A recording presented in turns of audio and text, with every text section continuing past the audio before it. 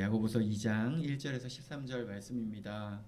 차별 없는 믿음에 대하여 이야기를 하는데요.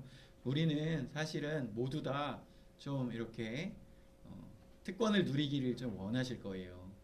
요즘에 보니까 대전에 있는 유명한 빵집 성심당이 너무나도 인기가 많아서 사람들이 줄을 쫙 서서 빵을 이렇게 산다고 하잖아요. 그런데 그 성심당에서 아이디어를 내 가지고 임산부 패스라고 해가지고 임산부들은 그 줄을 서지 않고 딱 그냥 앞으로 딱 가서 살 수 있대요. 예. 그런 것처럼 나도 교회 안에서 그리고 또 어디 슈퍼에서 뭐 살 때 이럴 때 그런 특권을 좀 누리고 싶다 이런 생각 좀 하시나요? 네. 우리가 교회 안에서 나는 교회를 오래 다녔으니까 나는 또 헌금 내가 많이 하니까 또 내가 봉사 많이 하니까 내가 나이가 많으니까 나는 여자니까 내가 남자니까 하면서 여러 가지 이유로 특권을 누리기를 원하는 마음들이 다 있다는 것입니다. 뿐만 아니라 다른 사람들을 볼 때에도 그 사람들에 대해서 이렇게 상황과 환경에 따라 이제 차별을 한대요. 그러한 모습들이 우리 교회 안에도 들어와 있다는 것입니다. 그래서 그러한 차별을 또 하는 태도 이러한 것을 경계할 것에 대하여 야고보서 2장에 이야기하고 있는 거예요. 그러면 이 시대 가운데 가장 특권을 많이 누리고 있는 그런 집단이 있다면 어떤 집단이 있을까요? 요즘에 책을 열심히 읽고 있는 형제, 특권을 가장 많이 누리고 있는 집단이 어디인지 알고 있나요? 네. 특권을 제일 많이 누리고 있는 집단이 있다면 국회의원들일 수 있을 것 같아요. 국회의원이 한국에 몇 명인지 아시나요? 모르세요? 아시나요? 모르세요? 예. 이럴 수가. 우리나라에 국회의원이 300명 있어요. 300명 많은 것 같습니까? 적은 것 같습니까? 예. 많은 것 같아요? 적은 것 같아요? 국회의원 300명이 있는데 이 국회의원들이 많은 특권을 누리고 있잖아요. 그러면 그들이 누리고 있는 특권이 무엇이 있느냐? 네, 돈을 좀 많이 받는 것 같아요. 1억 5천 정도 받는데요. 그러면 그 돈을 좀 줄일까요? 안 돼요. 돈을 줄이면 그 사람들이 어디 가서 막 뒷돈을 받을 수가 있기 때문에 좀 어느 정도 살 수 있도록 또 이렇게 많이 줘야 된대요. 그런데 그들이 원래 국회의원들은 대부분이 판검사 출신이거나 막 또 큰 기업의 막 사장 출신이거나 이런 사람들이기 때문에 사실은 그들이 자신들의 원래 가지고 있는 직업을 가지고 돈을 벌면 훨씬 더 많이 벌 수 있는 사람들인데 조금 받더라도 그 국회의원을 하고 싶어 한대요. 왜냐하면 국회의원을 하는 첫 번째 이유가 무엇입니까? 내가 국회의원 해가지고 사실 엄청 막 가지고 있는 정보와 힘을 가지고 큰 권력을 누리면서 막 범죄를 저지르겠다 이런 생각하는 사람 거의 없을 거예요. 사실은 이 나라를 위하여 또 많은 국민들이 잘 살게 되어지는 것을 위하는 사람들이 많을 것이고 그리고 또 이 나라가 올바른 방향으로 나아가길 원하는 사람들이 대부분일 것입니다. 그래서 자신들이 공부한 것 그리고 자신들이 가지고 있는 능력 이것을 발휘해서 사실은 더 큰 돈을 벌 수 있는데도 국회의원의 그 직에 있는 사람들이 대부분일 거예요. 그런데 이제 국회의원이 되었을 때 여러 가지 특권을 누리는데 그 보통 KTX 그리고 비행기 이런 거를 탈 때 공무수행이라는 이름으로 좋은 자리 이것을 또 빠르게 이렇게 선점할 수 있다고 합니다. 그리고 그것을 또 우리의 세금으로 무료로 이용하는 것이죠. 그리고 차도 나오고 또 기름값도 다 나오고 하니까 이러한 특권을 누리다 보니까 나중에 국회의원에 뽑히지 않았을 때 돈이 아쉽고 막 다른 거 생각나는 게 아니라 그런 특권을 누렸었던 것을 잊지를 못한대요. 이제는 기다려야 되고 이제는 그 비행기 KTX 다 내 돈으로 사야 되고 그 좋은 자리 누리지 못하고 이런 것들이 가장 이렇게 특권을 누렸던 그러한 것들을 가장 이렇게 생각을 한다고 합니다. 그런데 그 특권 중에 또 가장 큰 특권이 있는데 무엇이냐면 국회의원이 나라의 세금으로 보좌관을 이렇게 비서들 보좌관을 나라의 세금으로 내가 월급 주는 게 아니라 나라에서 주는 월급으로 보좌관을 임명해 가지고 그 보좌관들 이렇게 일을 시킬 수 있는데 그 보좌관을 몇 명을 임명할 수 있는지 아세요? 국회의원 한 사람당 맞춰보십시오. 네, 죄송합니다. 국회의원이 몇 명인지도 모르시는 분들한테 보좌관 몇 명인 이것까지 제가 한 사람당 8명의 보좌관을 나라의 세금으로 임명할 수 있어요. 그러면 그 8명 보좌관 국회의원들이 어떤 사람 쓰겠습니까? 뭐 어디 막 지방에 대학교 못 나온 사람들 쓰겠어요?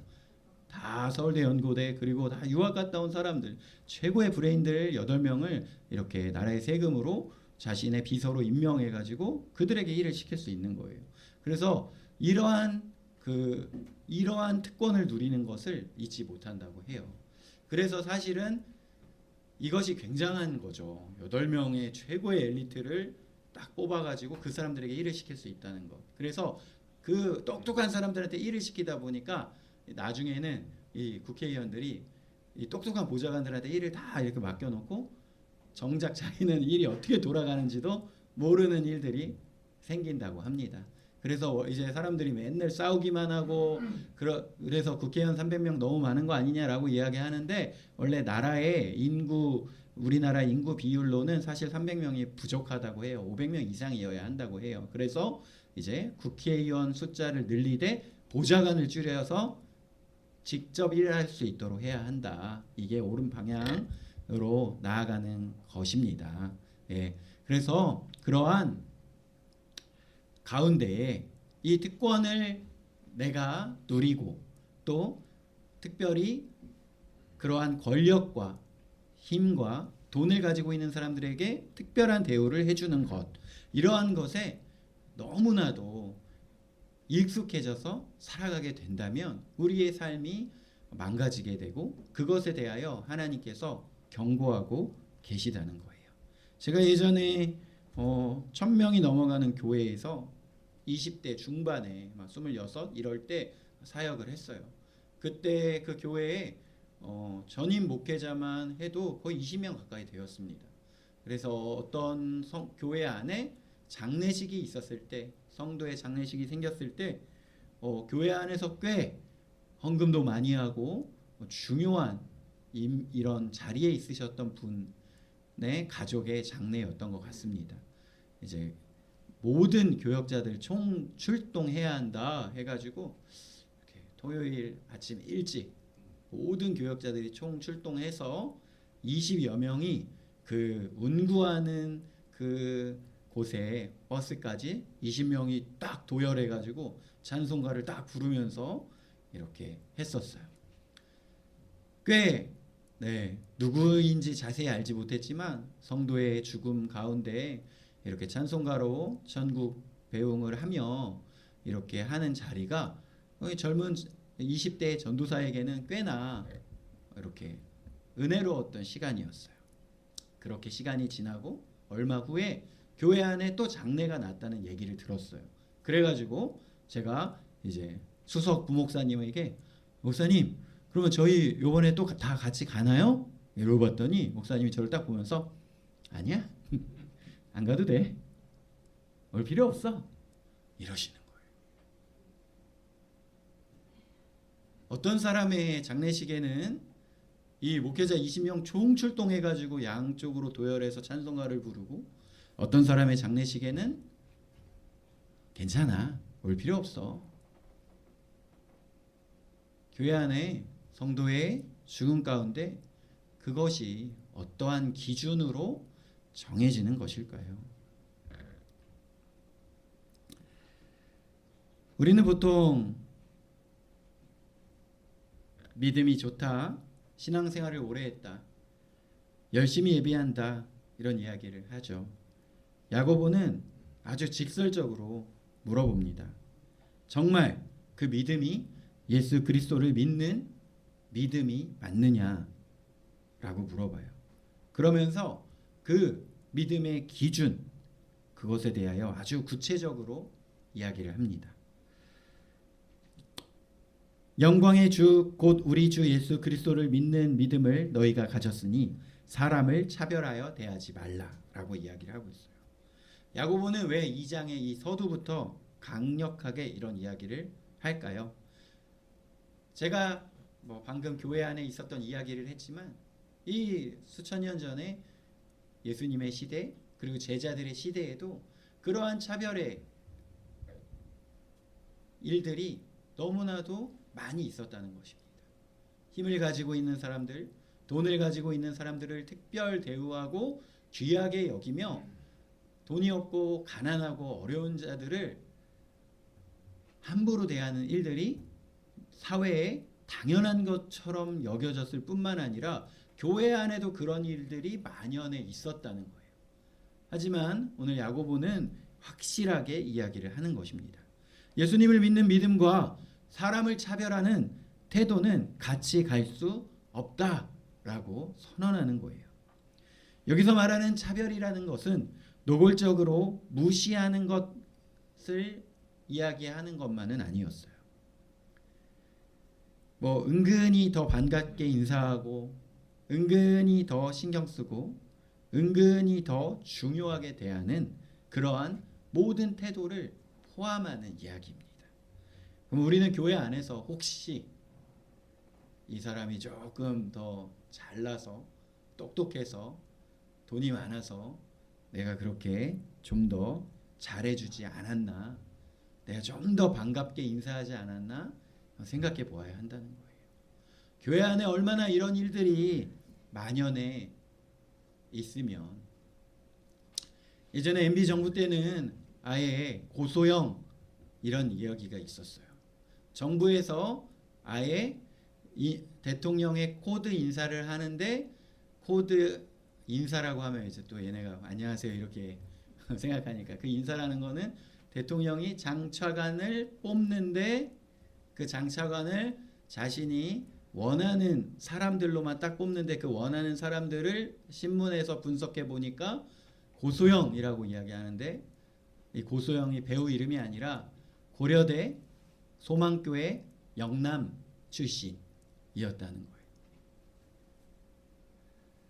이 대통령의 코드 인사 가운데 교회 이름이 들어간다는 거예요. 그러면 그 교회 안에 얼마나 많은 사람들이 서로 그 권력에 줄을 대기 위하여 그 안에서 그러한 사조직들이 생기고, 그 안에서 서로 돈 있고 힘 있는 자들이 어울리며 이러한 일들이 만연해 있었다는 거예요. 야고보는 아주 현실적인 예를 듭니다. 금가락지를 끼고 좋은 옷을 입은 사람이 교회에 들어오면 좋은 자리에 앉히고, 남루한 옷을 입은 가난한 사람이 들어오면 서 있거나 발치에 앉게 하는 모습이 있었다는 거예요. 이 장면이 지금 이 시대에 교회에 있는 일들과 다르지 않다는 것입니다. 교회가 아니어도 우리 일상에서 너무 자주 보는 장면이라는 거예요. 우리는 겉으로는 저는 차별 안 해요, 저는 평등하게 대합니다 라고 이야기하지만, 우리의 마음속으로는 이 사람 나한테 도움되는 사람인가? 이 사람 친해지면 얻는 게 있을까? 아니면 이 사람 나하고 친하게 지내면 손해보는 것밖에 없어 하면서 내 마음속으로 이미 판단하고 거리를 조정하고 있지는 않은지. 야고보는 그러한 마음을 악한 생각에서 나오는 판단이다 라고 단호하게 이야기하고 있다는 것입니다. 하나님은 세상의 기준과 정반대로 선택을 하시는 분이십니다. 5절 말씀에 보면 야고보는 하나님의 시선을 우리에게 보여주는데요. 하나님이 세상에서 가난한 자를 택하사 믿음에 부요하게 하시고 라고 이야기합니다. 가진 사람이 능력 있고 성공한 사람이 옳다라고 이야기하는 이 세상 가운데에 하나님은 정반대의 길을 우리에게 보여주세요. 하나님은 약한 자, 가난한 자, 무시당하는 자를 통하여 놀라운 일들을 이루신 것을 봅니다. 출애굽할 때도 마찬가지였고 선지자들도 마찬가지였고 예수님의 탄생 가운데 가장 가난하다고 이야기할 수 있는 그 목동들에게 처음 보이시는 것을 우리가 보게 됩니다. 교회가 세상의 기준을 따라갈 때가 많이 있는데요. 돈 있고 영향력 있고 말 잘하는 사람들, 이러한 사람들의 목소리를 경청하고 조용하고 형편이 어려운 사람들의 말을 쉽게 흘려보내게 된다는 거예요. 야고보는 이 모습을 향해 뭐라고 이야기합니까? 너희가 가난한 자를 업신여겼도다 라고 이야기를 해요. 가난한 사람을 무시하는 것은 단순히 그 사람을 무시하는 게 아니라 그를 택하신 하나님을 무시하는 태도가 된다는 것을 우리가 기억해야겠습니다. 8절에서 야고보는 레위기의 말씀을 인용하는데요. 내 이웃을 내 자신과 같이 사랑하라 이렇게 이야기합니다. 이 계명은 모든 계명을 다 아우르는 아주 중심되는 계명이라고 우리가 계속해서 반복하여 들었었죠. 예배를 잘 드리는 것도 중요하고 말씀을 아는 것도 중요합니다. 그러나 이웃을 사랑하지 않으면 드리는 예배, 차별하면서 붙드는 말씀, 이러한 것은 하나님 앞에 능력을 잃게 된다는 거예요. 야고보는 이렇게 말합니다. 만약 우리가 이 왕의 법을 지키지 않고 사람을 차별한다면 그것은 명백한 죄라고 이야기합니다. 그러면서 뭐라고 이야기합니까? 율법을 하나라도 어기면 전체를 어긴 것과 같다라는 거예요. 우리는 종종 이렇게 생각을 합니다. 나는 큰 죄는 안 지었지, 작은 죄밖에 안 지었지, 이렇게 생각을 해요. 하지만 야고보는 사랑의 계명을 어기는 순간 우리는 이미 율법을 범한 자라고 이야기를 해요. 12절 13절에 보면 이렇게 이야기합니다. 너희는 자유의 율법대로 심판받을 자처럼 말하고 행하라. 자유의 율법이란 무엇입니까? 우리를 올가매는 법이 아니라 예수 그리스도의 은혜로 자유케 된 사람들에게 주어진 삶의 기준입니다. 우리는 율법으로 구원받은 사람들이 아니라 은혜로 구원받은 사람들이죠. 그렇다면 그 은혜를 받은 사람의 삶에 무엇이 나타나야 합니까? 바로 긍휼이 나타나야 한다는 거예요. 야고보는 아주 분명하게 이야기합니다. 긍휼을 행하지 아니하는 자에게는 긍휼 없는 심판이 있으리라. 긍휼은 심판을 이기느니라. 이 말이요, 우리를 올가매고 좌절케 하는 것이 아니라 우리에게 소망이 되고 우리에게 희망이 되는 말씀이길 원합니다. 내가 완벽해서가 아니라 나는 넘어지지만 다시 한번 주의 그 긍휼을 구하며 살아가는 자들이잖아요. 그래서 우리가 그 긍휼을 붙잡고 다른 사람도 긍휼히 여기며 품으려고 애쓰는 사람이 되어야 하겠습니다. 특별히 교회 안에서 내가 어떻게 하면 저 사람과 좀 친해져서 내가 이득을 좀 볼까 하면서 누가 좀 가족 중에 사업하나, 누가 막 가족 중에 의사 있나 변호사 있나 이런 거 계산하는 것이 아니라 내가 볼 때 힘들고 어려워하고 있는 사람들을 보며 긍휼히 여기는 마음으로 옆에서 함께 울어주고 함께 기도하며 힘이 되어주는 사람, 이러한 마음을 하나님께서 기뻐하신다는 것이죠. 사랑하는 성도 여러분, 오늘 이 말씀을 들으면서 혹시 떠오르는 얼굴이 있으셨습니까? 혹시 내가 은근히 피했던 사람, 판단했던 사람, 중요하지 않게 여겼던 사람이 있지는 않았습니까? 야고보는 우리에게 이렇게 물어봅니다. 너의 믿음은 지금 누구를 향해 있느냐? 예수님을 향한 믿음은 반드시 사람을 향한 태도로 드러나게 됩니다. 오늘 우리가 예배가 끝나고 이번 한 주를 살아갈 때에 이렇게 기도하며 나아가길 원합니다. 주님, 저의 눈을 열어주셔서 주님이 보시는 사람을 보게 하시고 제 마음에 있는 차별을 내려놓고 긍휼을 선택하게 하여 주소서. 이렇게 기도하길 원해요. 네, 이렇게 말씀 전하지만 사실 우리 다 평등하고 다 비슷해요. 또 그것에 대해서 감사로 여기며 나아가길 원하는데요. 조금만 큰 교회 가보면 그 교회 안에 뭐 법조인 모임이 있고, 그리고 또 사장들의 성경 공부 모임이 있고, 이런 특별한 모임들이 있고, 그 모임에 또 어려운 사람들이 낄 수 없고, 그리고 목사님이 그 모임을 특별하게 여기시고, 이러한 일들이 있습니다. 그럴 때에 물론 그러한 사회적인 리더들을 또 말씀으로 교육하고 그들과 함께 기도하며 이 세상을 변화시키는 그러한 뜻을 가지고 그렇게 하기도 하지만, 교회 안에 그러한 모임들을 특별하게 대하다 보면 또 그 안에 가난하고 어려운 자들이 낄 수 없는 상황들도 들어온다는 것이죠. 그래서 우리의 눈이 항상 내가 어떻게 다른 사람들을 도울 수 있을까? 내가 어떻게 다른 사람들에게 생명을 전할 수 있을까? 그러기 위해서 하나님께서 또 나를 도우시고 또 인도하여 주시기를 항상 기도하며 나아가길 원합니다.